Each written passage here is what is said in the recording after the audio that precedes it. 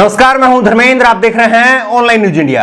BJP की कद्दावर नेता मध्य प्रदेश की पूर्व मुख्यमंत्री रही उमा भारती ने बगावत कर दी है। उमा भारती ने बगावत करते हुए साफ तौर पर बीजेपी को आईना दिखाया है और बीजेपी को कहा है कि राम का नाम बीजेपी की बपोती नहीं है।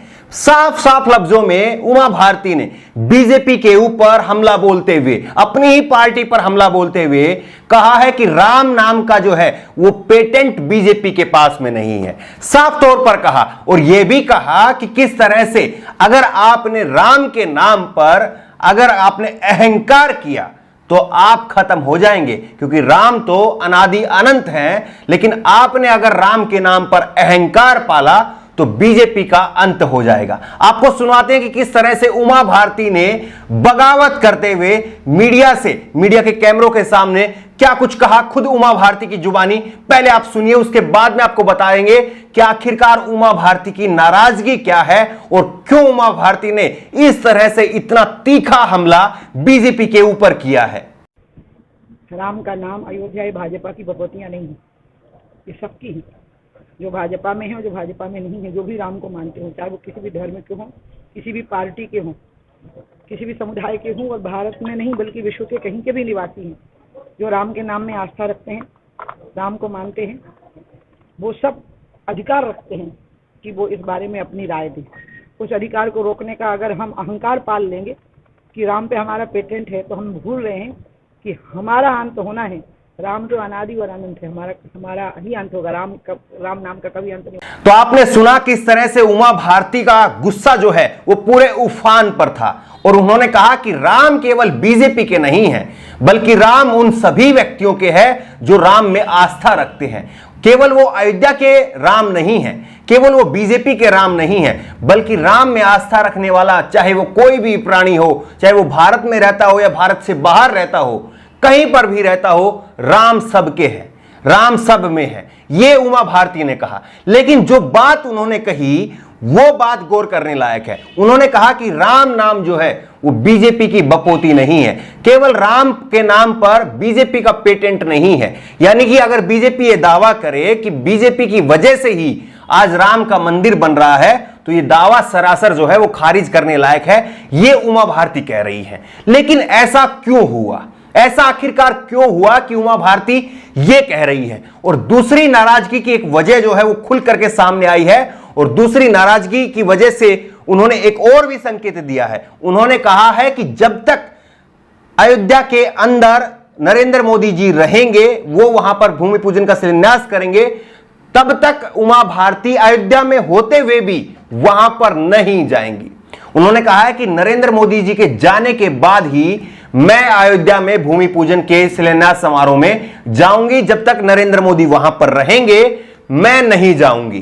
तो क्या ऐसी वजह है कि उमा भारती, जो कि बीजेपी की एक कद्दावर नेता है, मध्य प्रदेश की पूर्व मुख्यमंत्री रही है, बीजेपी से इस तरह से क्यों जो है वो मुखालफत कर रही है, क्यों विरोध कर रही है? इसकी वजह साफ है। वजह यह है कि पहले ये इस तरह की चर्चा चल रही थी कि आडवाणी और जोशी जो हैं वो इस कार्यक्रम का हिस्सा बनेंगे। उसके बाद में चर्चा चली कि नहीं, वो इस कार्यक्रम का हिस्सा नहीं बनेंगे। लेकिन उसके बाद में असली खबर सामने आई और उस खबर में सामने आया कि आडवाणी और जोशी से तो ये पूछा भी नहीं गया कि क्या वो आना चाहते हैं या नहीं आना चाहते हैं। सीधे सीधे उनको खारिज कर दिया गया। उनकी जो है उनको न्योते के लिए पूछा तक नहीं गया कि आप क्या इस कार्यक्रम में, इस आयोजन में जो है वो आना चाहते हैं या नहीं आना चाहते हैं। और जाहिर तौर पर उमा भारती सालों से आडवाणी के साथ में, अटल जी के साथ में, मुरली मनोहर जोशी के साथ में, विनय कटियार के साथ में, कल्याण सिंह के साथ में काम करने वाली नेता रही है। और जाहिर तौर पर जब उनके नेताओं की इस तरह से बीजेपी में आज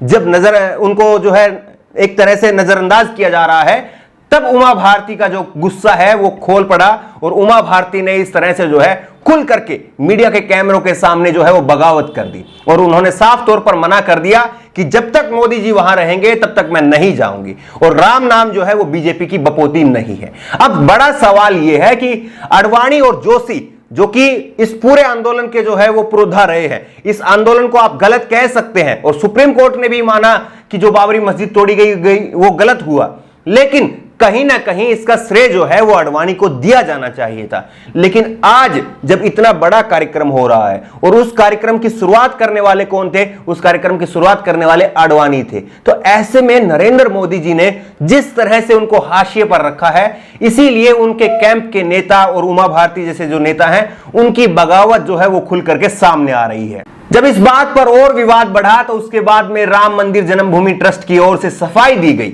उनकी तरफ से कहा गया कि हमने सबसे बातचीत की थी और उनकी बातचीत के बाद में ही, आडवाणी और जोशी की बातचीत के बाद में ही यह लिस्ट तैयार हुई है। लेकिन संकेत काफी कुछ कहते हैं, राजनीति संकेतों पर चलती है और संकेत साफ तौर पर कह रहे हैं कि किस तरह से आडवाणी को शुरुआत से ही नरेंद्र मोदी जी ने हाशिए पर रखा है, जिस तरह से नजरअंदाज किया है उनको, जिस तरह से पूरी तरह से एक बाइकआउट करके रखा है पूरे खेमे को, यह किसी से छिपा हुआ नहीं है। तो ऐसे में आज अगर राम जन्मभूमि जो है इस पर सफाई दे रहा है तो इस सफाई किसी को हजम होने वाली नहीं है। आडवाणी और जोशी के कार्यक्रम में नहीं शामिल होने पर, राम मंदिर जन्मभूमि के पूजन के शिलान्यास के कार्यक्रम में नहीं शामिल होने पर बीबीसी का ये पोस्टर देखिए, बीबीसी का ये कार्टून देखिए, एकदम से सटीक बैठता है। बीबीसी ने क्या लिखा है? बीबीसी ने यह हेडिंग दिया है, अयोध्या आडवाणी और जोशी को निमंत्रण नहीं, और उस पर लिखा है, कोरोना तो अभी आया है, हमें तो सालों से क्वारंटीन कर रखा है मार्गदर्शक मंडल। बीबीसी का यह कार्टून पूरी तरह से सच्चाई को बेनकाब कर देता है और यह कार्टून दिखाता है कि किस तरह से नरेंद्र मोदी ने बीजेपी के तमाम बड़े नेताओं को किस तरह से मार्गदर्शक मंडल के नाम पर अपने रास्ते से हटा दिया और उसके बाद में किस तरह से ये नेता, क्योंकि ये नेता जानते थे, जो आडवाणी हैं, मुरली मनोहर जोशी हैं, ये तमाम वो नेता हैं जो जानते थे कि नरेंद्र मोदी अगर सत्ता पर काबिज हो गए तो वो किस तरह से मनमर्जी करेंगे और किस तरह से तानाशाही करेंगे, इसीलिए वो उनका विरोध कर रहे थे। लेकिन जैसे ही सत्ता मिली, नरेंद्र मोदी और अमित शाह का ग्रुप जो है वो एक्टिव हुआ, उसके बाद में किस तरह से आडवाणी और जोशी का जो खेमा था उसको पूरी तरह से क्वारंटीन कर दिया। ये बीबीसी का ये जो कार्टून है पूरी तरह से सच्चाई को बेनकाब कर देता है। लेकिन इसके बाद में भी बात यहां पर नहीं रुकती है, बात इससे आगे भी बढ़ी और बात इसलिए भी बढ़ी कि जो एक कार्ड बनाया गया है, जो कार्ड भूमि पूजन में आने वाले व्यक्तियों को न्योते के तौर पर दिया जा रहा है कि इस कार्ड के जरिए जो है वो आप इस भूमि पूजन के शिलान्यास कार्यक्रम में शामिल हुई। ये कार्ड जो है वो अपने आप में विवादास्पद है और इस कार्ड को लेकर भी जो है वो कई सारे सवाल उठ रहे हैं। इस कार्ड में सबसे ऊपर नाम है नरेंद्र मोदी जी का, प्रधानमंत्री के कर कमलों द्वारा। दूसरे नंबर पर है मोहन भागवत, सरसंघचालक, राष्ट्रीय स्वयंसेवक। गरिमामयी उपस्थिति के रूप में है आनंदीबेन पटेल, राज्यपाल उत्तर प्रदेश। और चौथे नंबर पर है योगी आदित्यनाथ, मुख्यमंत्री उत्तर प्रदेश। ये नाम जो दिए हुए हैं, इन नामों को लेकर भी विवाद हो रहा है और विवाद इस बात का हो रहा है कि किस तरह से, आपको एक मालूम होना चाहिए कि किस तरह से जो नाम दिए जाते हैं, किसी भी कार्ड में अगर नाम दिए जाते हैं तो वो उसके कर्म के हिसाब से दिए जाते हैं। राज्यपाल एक संवैधानिक पद है, मुख्यमंत्री एक संवैधानिक पद है और प्रधानमंत्री भी एक संवैधानिक पद है। पहले प्रधानमंत्री जी का नाम है क्योंकि वो संवैधानिक पद पर है, बड़े पद पर है। उसके बाद में राज्यपाल का नाम आता है क्योंकि वो भी एक संवैधानिक पद पर है। उसके बाद में मुख्यमंत्री के पद का नाम आएगा क्योंकि वो भी एक संवैधानिक पद पर है। लेकिन राज्यपाल और मुख्यमंत्री से पहले और प्रधानमंत्री के बाद में मोहन भागवत का नाम है और आरएसएस के संचालक है। उनका नाम आखिरकार क्यों है? वो कौन से संवैधानिक पद पर हैं जिनका नाम जो है वो राज्यपाल के नाम से पहले लिखा गया है? यह भी जो है वो अपने आप में सवाल उठाता है कि किस तरह से तीन ही व्यक्ति जो है वो देश को चला रहे हैं। पहले व्यक्ति हैं नरेंद्र मोदी जी, दूसरे व्यक्ति हैं अमित शाह जी और तीसरे व्यक्ति हैं मोहन भागवत, आरएसएस।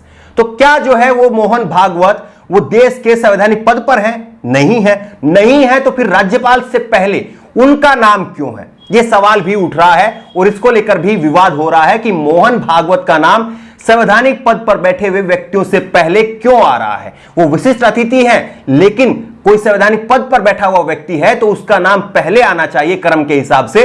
ये भी सवाल उठ रहे हैं। इसीलिए जो है वो उमा भारती का गुस्सा जो है वो उफान पर है और इसीलिए वो कह रहे हैं कि अगर आपने घमंड किया राम के नाम का, राम सबके हैं और केवल अगर आप ये समझते हैं कि राम मंदिर जो है वो निर्माण हो रहा है और इसके बाद में हम कोई काम नहीं करेंगे और जनता के बीच में केवल राम का नाम लेकर के जाएंगे और मंदिर का नाम लेकर के जाएंगे तो आपका अंत हो जाएगा। ये शब्द जो है वो उमा भारती के हैं, ये शब्द उमा भारती के हैं। उन्होंने कहा है कि राम तो अनादि अनंत है, लेकिन आप अगर घमंड करेंगे, आप अगर इस बात का गुमान करेंगे तो आपका अंत हो जाएगा। जाहिर तौर पर एक इतना बड़ा प्रोग्राम हो रहा है, आप ही के ग्रुप के नेता हैं, आप ही के विचारधारा के नेता हैं, और वो नेता हैं जिन्होंने इस आंदोलन को जो है वो बढ़ाया है, तो क्यों नहीं उनको जो है वो प्रधानमंत्री जी ने बुलाया। लेकिन कहा यह जा रहा है कि अगर अडवाणी को और जोशी को अगर प्रधानमंत्री जी वहां पर बुलाते तो फिर ऐसे में वो उम्र में भी बड़े हो जाते और संगठन में भी उनका जो अनुभव है वो भी ज्यादा है,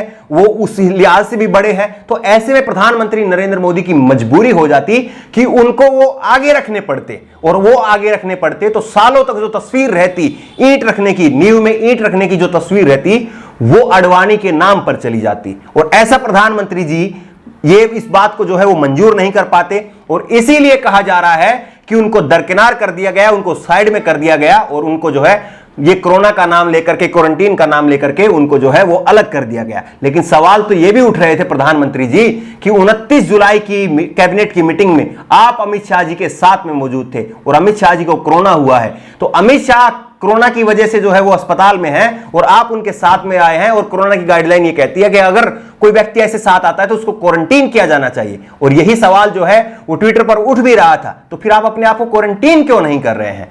ये तमाम सवाल हैं जो सवाल अपने आप में दिखाते हैं कि सत्ता और नियम जो है वो उसी के लिए होते हैं जो सत्ता में होता है, और जो नियम सत्ता चाहती है वो नियम उनके ऊपर होते हैं जिनको सत्ता नहीं चाहती है। साफ तौर पर अडवाणी खेमे को प्रधानमंत्री नरेंद्र मोदी और उनका खेमा नहीं चाहता था, इसलिए वो नहीं जा रहे हैं। अब उमा भारती कुछ भी कहें, लेकिन आप ही ने इनको बड़ा नेता बनाया, आप ही ने इनको आगे लेके आए। अब अगर आप ही के साथ में ये इस तरह का व्यवहार कर रहे हैं तो अब इसमें जनता क्या करे, क्योंकि ये आप ही के बनाए हुए नेता हैं। इस खबर को लेकर के आपकी जो भी राय हो, और जिस तरह से लगातार राम मंदिर को लेकर के जिस तरह से अडवाणी खेमे को बाइकआउट किया जा रहा है, इस पर आपकी क्या राय है, नीचे कमेंट बॉक्स में अपनी राय जरूर दें। उसी तरह की तमाम खबरों के लिए ऑनलाइन न्यूज इंडिया को सब्सक्राइब करें। धन्यवाद। इस खबर को अभी लाइक करें, शेयर करें, और ऑनलाइन न्यूज इंडिया की सभी खबरें अपने मोबाइल फोन पर सबसे पहले देखने के लिए अभी चैनल को सब्सक्राइब करें और घंटी जरूर दबाएं।